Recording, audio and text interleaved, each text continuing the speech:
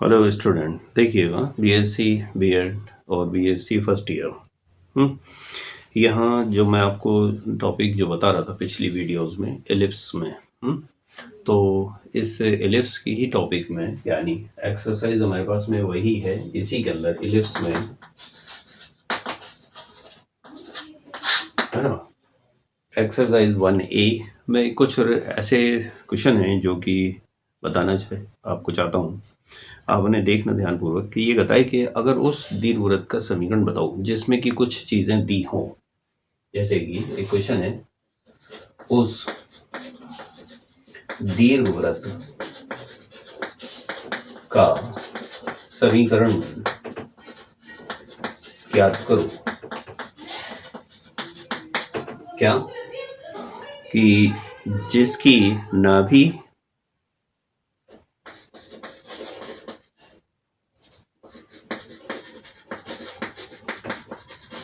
यानी एस, नाभि को हमने एस से दर्शाया था, तो एस -1 1 है।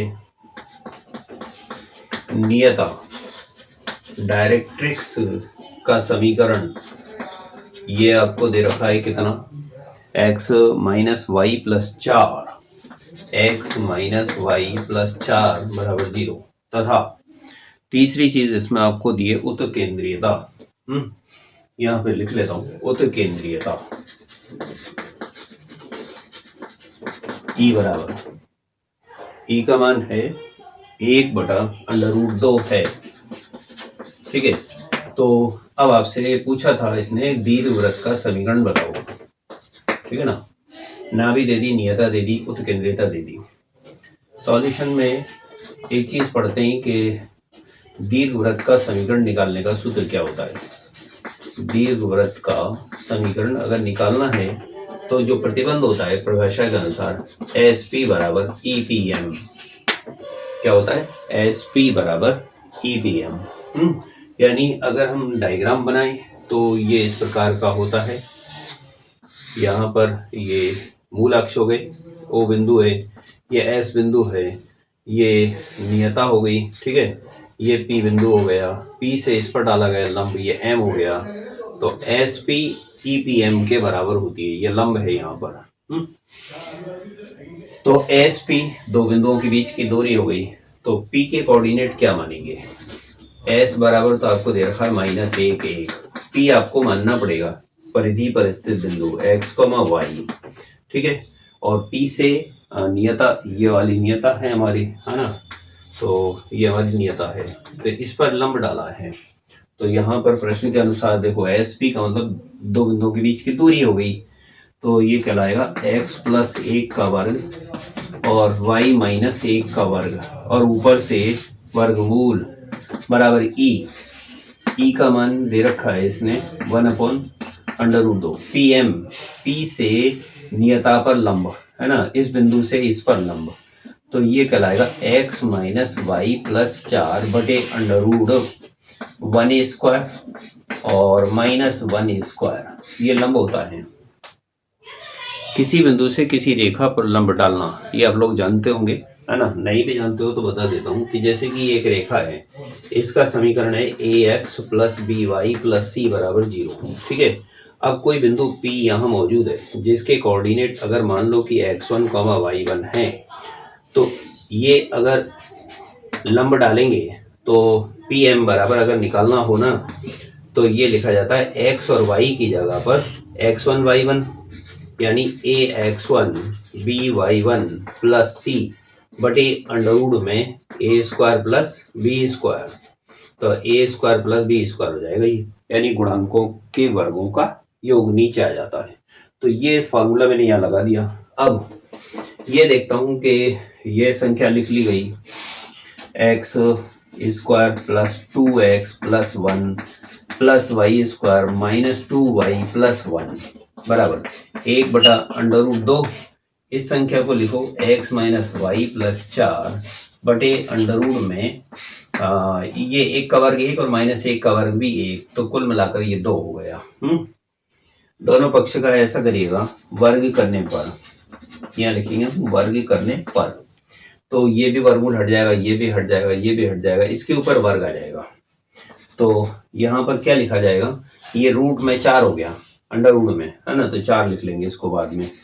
X square plus y square plus 2x minus 2y plus 2, ये तो इधर का पद हो गया। बराबर में ये लिखो x माइनस वाई प्लस 4 का वर्ग बटे में 4। अब यहाँ तक आपके समझ में आ गया? तो इसमें यहाँ तक तो कोई दिक्कत नहीं हुई कि बस एक ये चीज याद रखनी पड़ी कि एस पी बराबर ई पी एम होता है। जब कभी हमें एस या नियता या ई का मान दे तो हम ये सूत्र अप्लाई कर देते हैं, यानी मोस्टली एस पी बराबर ई पी एम। जो कोई जरूरी नहीं, दीर्घ व्रत में अतिपर वाले में भी यही अप्लाई कर सकते हैं, व्रत में भी कर सकते हैं, बट व्रत में हम ई का मान क्यों नहीं लिखते, क्योंकि व्रत के अंदर ई का मान 1 होता है, तो वहां डायरेक्ट सूत्र चलता है एस पी बराबर पी एम।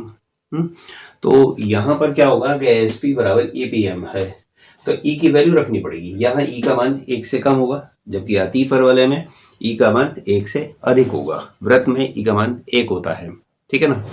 तो ये मैंने यहाँ पर आपको लिख दिया। अब क्या करना होगा कि इसका वर्ग खोलना है, तो मैं यहाँ तक आपको बता देता हूँ, यहाँ तक तो समझ में आ गया होगा, है ना।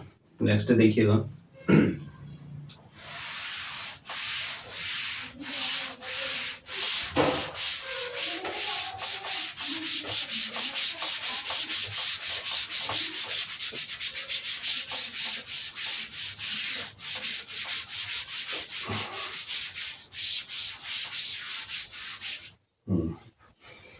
तो यहां से आगे लिख रहा हूं इसको, x square plus y square plus 2x minus 2y plus 2 बराबर, इसको 4 को मैंने इधर लाके गुणा कर दिया वजन, ठीक है।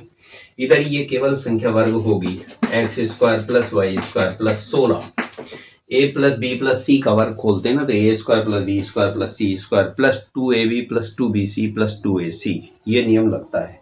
तो इन दोनों के गुणनफल का 2 गुना माइनस 2xy, इन दोनों के गुणनफल का दुगुना प्लस 8x, और इन दोनों के गुणनफल का दुगुना माइनस 8y, ये होता है ना।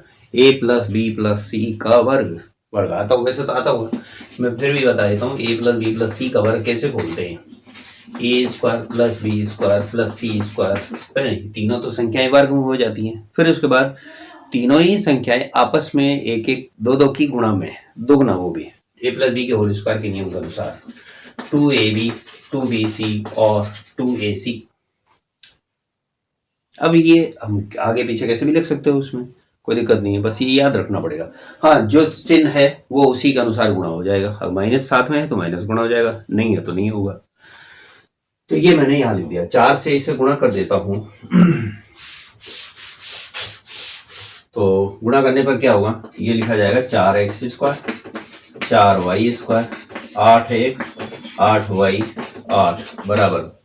अब इधर की जो संख्या है ना, सारी इधर ले आओ आप पक्षांतर करके, minus x square minus y square minus 16 plus 2xy minus 8x plus 8y equal 0। सारी संख्या एक और आ गई।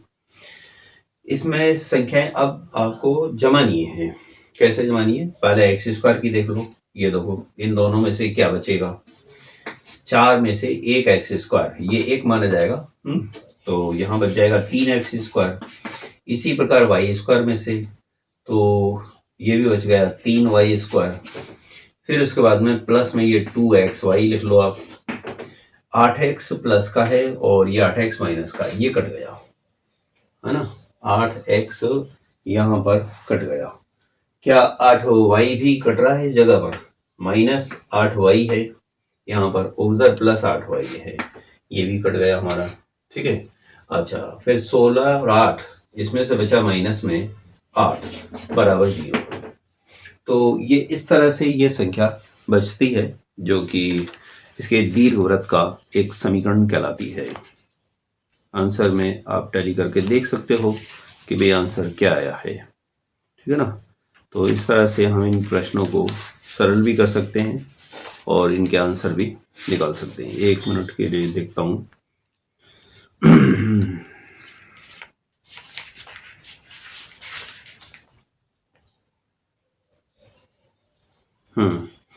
तो यहाँ पर अपने पास में क्या है, ये मैंने आपको पूरा कंप्लीट खोलकर बता दिया है यहाँ पर, जबकि बुक के अंदर आंसर आपका वो पिछली लाइन पर ही वर्ग में ही छोड़ दिया था।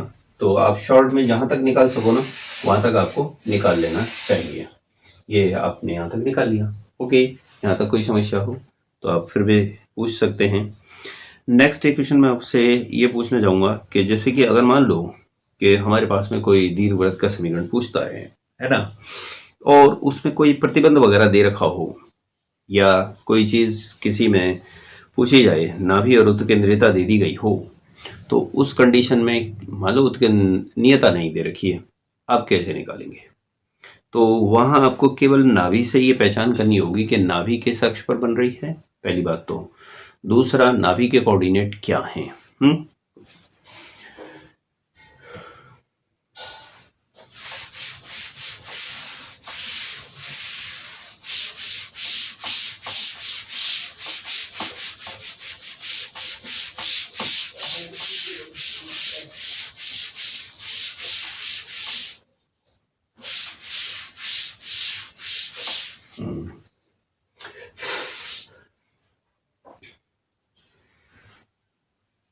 एक इम्पोर्टेंट क्वेश्चन बताता हूँ आपको कि एक बिंदु के बिंदु पथ का समीकरण बताओ जो कि इस प्रकार से गमन करे कि उसके दो बिंदुओं स्थिर बिंदुओं से दूरियों का योग सदैव 3 रहे। यानी मतलब जैसे मैं डायग्राम में बता देता हूँ आपको पूरा प्रश्न ही कि ये एक दीर्घवृत्त है, ठीक है ना। अब इसकी दो स्थिर बिंदु हैं S1 और S2।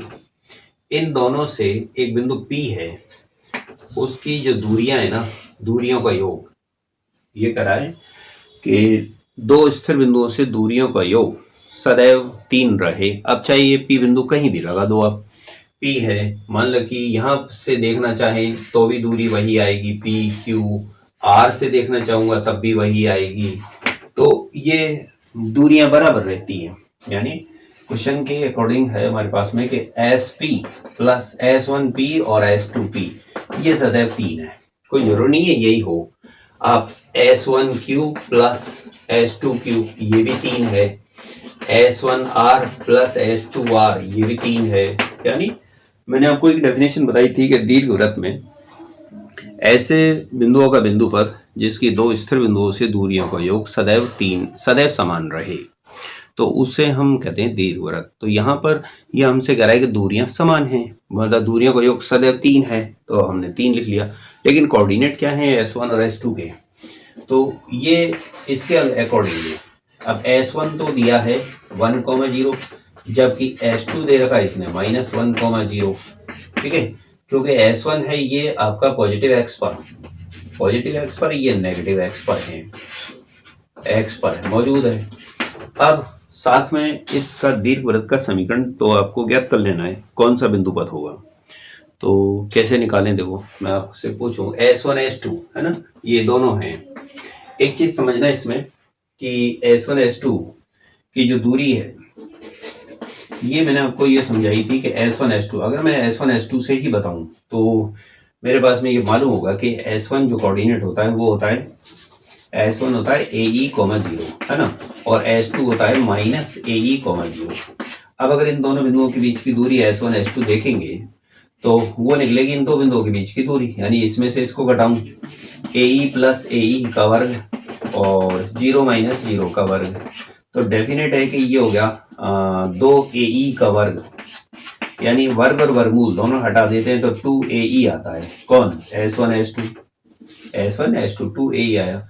इन दोनों बिंदुओं से निकालूंगा दूरी तो कितना निकलेगी, देखिए S1 S2 इन दोनों बिंदुओं से निकालें तो ये निकलेगी हमारे पास में 1 + 1 होल स्क्वायर और 0 - 0 का होल स्क्वायर, तो इस तरह से ये हो गया 2 का वर्ग यानी 2। अब यहाँ S1 S2 निकली है हमारे पास में 2, जबकि होती ये है यहाँ जो दूरी मेरे पास में निकली ना इन दोनों की दिए गए बिंदुओं से, और वैसे फॉर्मूले के अकॉर्डिंग 2AE निकलती है, तो इसका और इसका क्या संबंध हुआ, आपस में ये दोनों बराबर हो गए, तो इसलिए अपन लिखेंगे कि 2AE बराबर 2, यानी AE बराबर 1, AE बराबर क्या हुआ 1। अब आपने AE तो निकाल लिया, 1 होता है। एक चीज समझना कि S1P प्लस S2P बराबर 3 दे रखा है, तो S1P का संबंध क्या है यहाँ पर, S1 का P से और S2 का P से। अगर ये 3 दे रखा है तो मैंने आपको एक चीज पहले भी बताई थी कि दो स्थिर बिंदुओं से दूरियों को योग सदैव समान होता है, तो क्यों नहीं मैं इसको A और A1 यानी ये दोनों दूरियां इस दूरी के बराबर भी होती है, S1 से S1A की दूरी और S1A की A और A1 की टोटल दूरी 2A होती है। तो यहां हम लिखेंगे, देखो एक तो पॉइंट ही आ गया हमारा, है ना, तो यहां लिख लेना आप S1 S2 बराबर 2AE बराबर 2, तो इसका अर्थ हो गया कि AE बराबर 1 आ गया, ये तो पहला पॉइंट आ गया। अब इससे S1P प्लस S2P बराबर 3 दे रखा है। अब चूंकि हम जानते हैं कि ये 2A होता है, यानी दीर्घ अक्ष की लंबाई के योग के बराबर होता है, तो ये 2A हो गया बराबर 3, तो A का मान आया यहाँ पर 3/2, AE बराबर 1 है और A बराबर 3/2 है। अब इन दोनों से सरल करते हैं, तो AE बराबर जब 1 है तो A के स्थान पर 3/2 लिखो और E लिखो बराबर 1, तो E का मान आ गया यहाँ पर 2/3। चलिएगा, आपने एक E भी निकाल लिया। तो दीर्घवृत्त के समीकरण में इतना पता था कि ये x² प्लस y² होता है, बट यहाँ आप एक तो A निकाल चुके, AE से E निकाल दिया, B निकालना बाकी रह गया। तो जब A बड़ा होता है तो B कैसे निकाला जाता है, तो यहाँ मान के चलते हैं कि B² बराबर होता है A² 1 माइनस E², चूंकि तो इस बेसिक पर हम यहाँ वैल्यू रखते हैं B² बराबर A अंडर रूट में 1 माइनस E², तो A का मान तो लिख दूंगा मैं 3/2, अंडर रूट में 1 माइनस E का मान ये लिखूंगा 4/9, तो ये कितना हो जाएगा 5/9, तो रूट 5/3 आ जाएगा B बराबर। तो इस तरह से 3 से 3 काट लो तो रूट 5/2 आया, कौन, B। अब B अगर ज्ञात हो गया, यानी B की वैल्यू आ गई अपने पास में अंडर रूट 5/2। अब A और B दोनों ज्ञात हैं, तो क्यों नहीं यहाँ मान रख दें हम समीकरण में, तो समीकरण में मान रखेंगे x² यानी 9/4, y²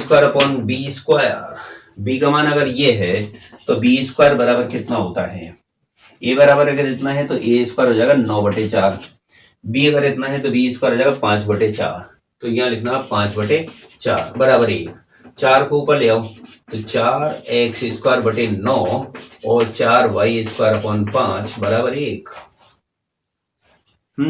तो इस तरह से हम इन प्रश्नों को सरल कर सकते हैं। ओके, आया ना समझ में।